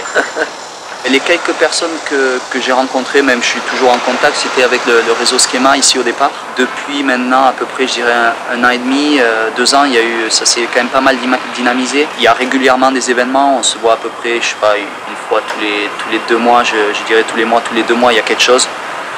Moi j'essaye d'y aller 5-6 fois par an quand l'emploi du temps le permet.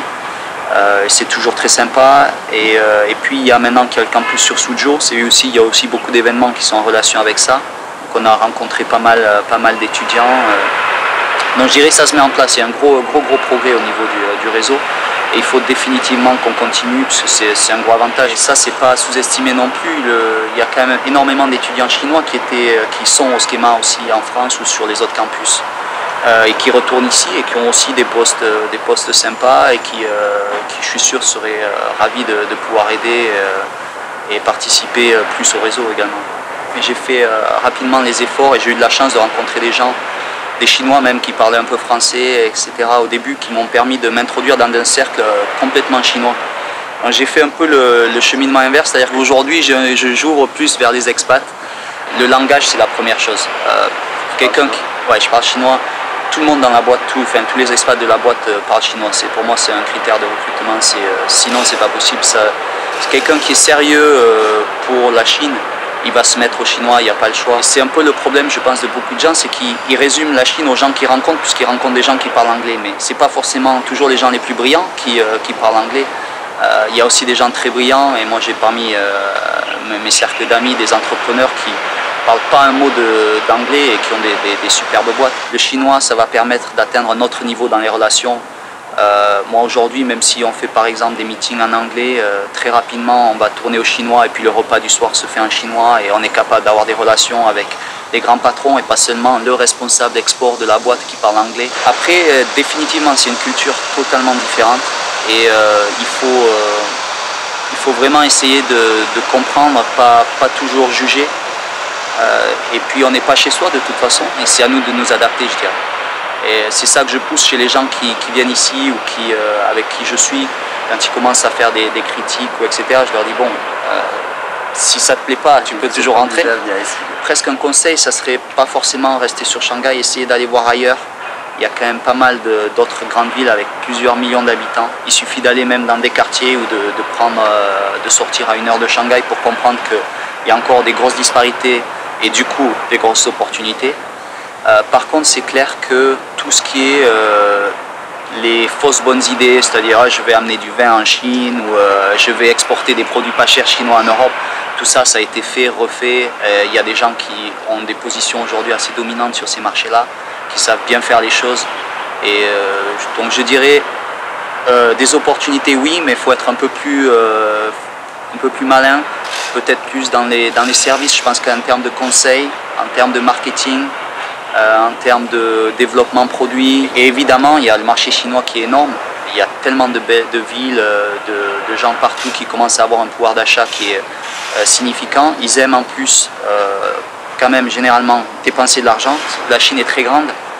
Beaucoup de gens n'ont pas forcément accès aux derniers produits, etc. Donc ils vont tous sur Internet.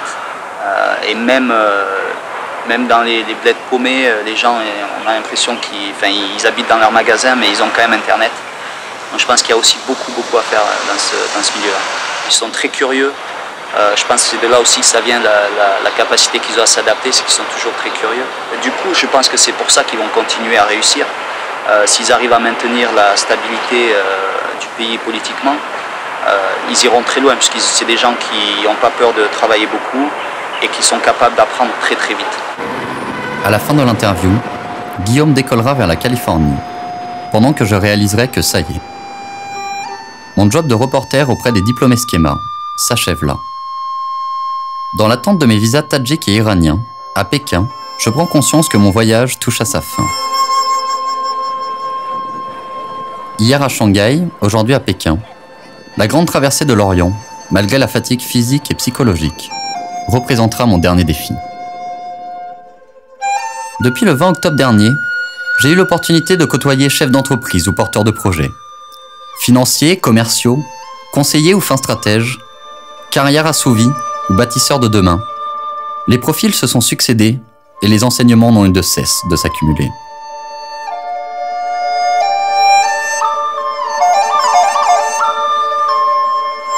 Chacun d'entre eux, à leur façon, par leur parcours souvent atypique, par leurs anecdotes toujours galvanisantes, chacun d'entre eux a rendu cette expérience unique et formatrice.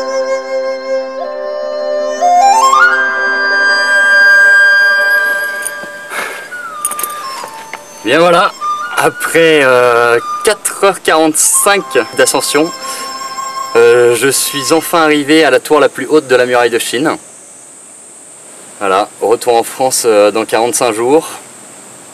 Donc je profite de ces derniers instants.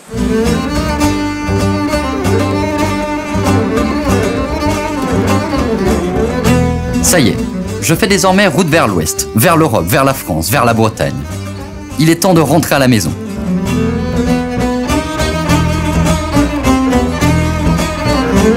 Soudain, une sensation étrange m'envahit. Je réalise que 9 mois se sont écoulés depuis que j'ai embarqué dans cet avion en direction de Lima. La route sera encore longue avant d'effleurer les terres bretonnes, mais le retour approche.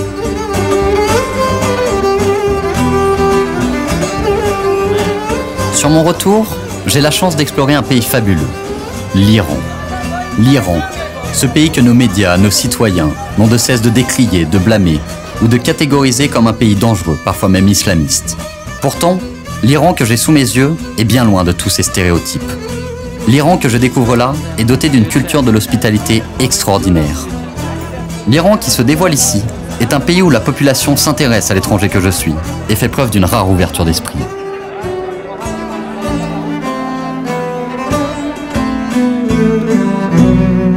Maintenant, direction l'Europe.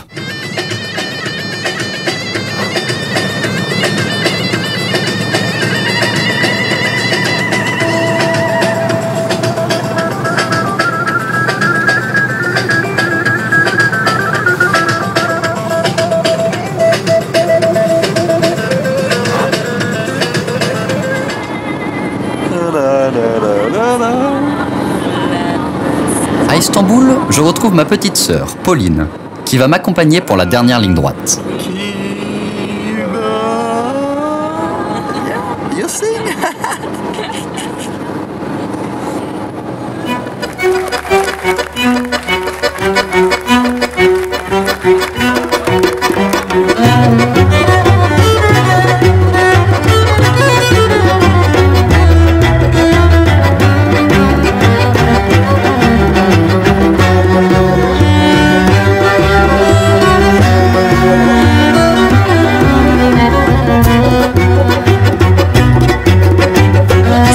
Et si loin à la fois.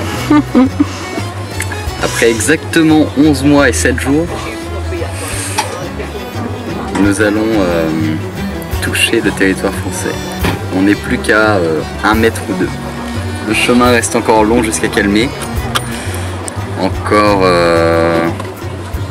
400-500 km. Et la boucle sera bouclée. Mais c'est un premier pas. On retrouve le territoire français.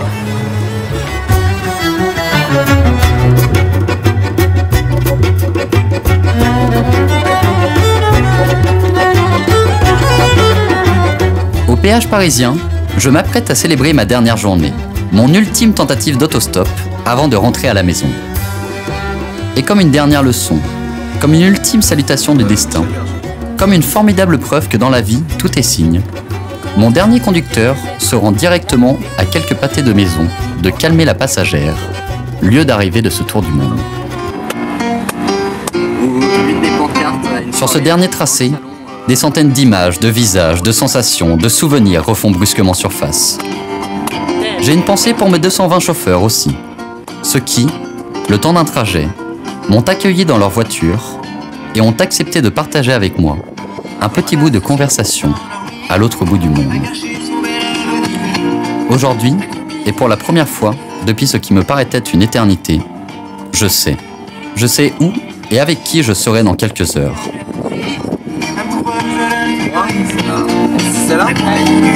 Quand se découvre sous mes yeux le portail de la maison, je réalise que c'est fini. Et quel sentiment fort d'avoir accompli quelque chose de grand.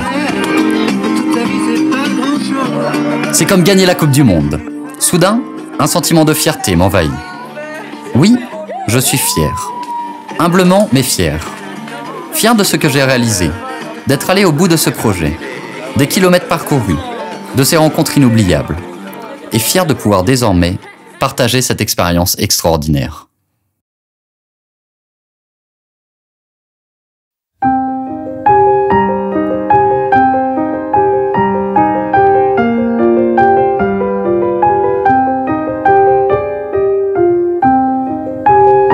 Pendant toute cette année, je me suis enrichi de chaque rencontre, ébloui devant chaque nouveau paysage, goûté à chaque saveur de bout du monde avec délice, émerveillé devant chaque lever de soleil et appris de chaque diplômé interviewé. J'ai touché chaque main qui s'ouvrait à moi avec joie et curiosité. J'ai entendu le muezzin de chaque religion et toujours levé mon pouce avec obstination, confiance et volonté d'avancer.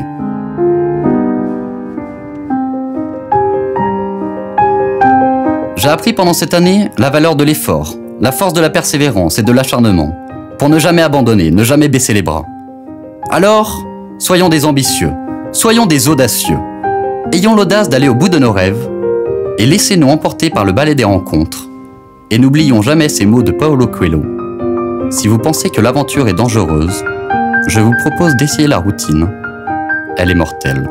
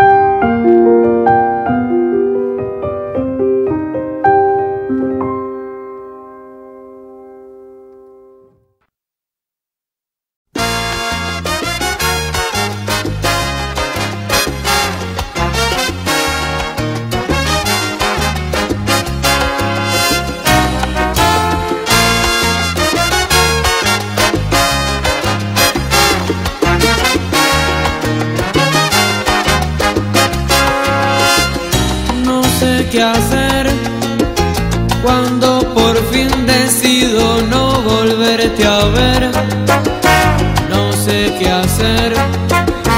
Me das un beso y ya sueño con volver. No sé qué hacer. A mi cabeza tú le has hecho enloquecer. No sé qué hacer. Eres veneno y el antídoto, mujer. De la cabeza a los pies, de nuevo has vuelto a enamorarme en cuerpo y alma, mi bien. Te basta solo con mirarme, tal vez por eso no me crees que solamente seré tuyo de la cabeza a los pies. De la cabeza a los pies, de pronto me has hecho ser otro en cuerpo y alma, mi bien. Lo conseguiste poco a poco, tal vez por eso no me crees que sin querer me has vuelto loco de la cabeza a los pies.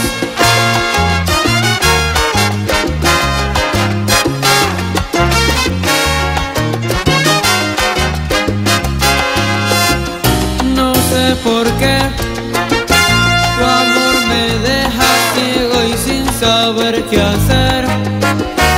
No sé por qué me tiembla el cuerpo cuando rozas con mi piel. No sé por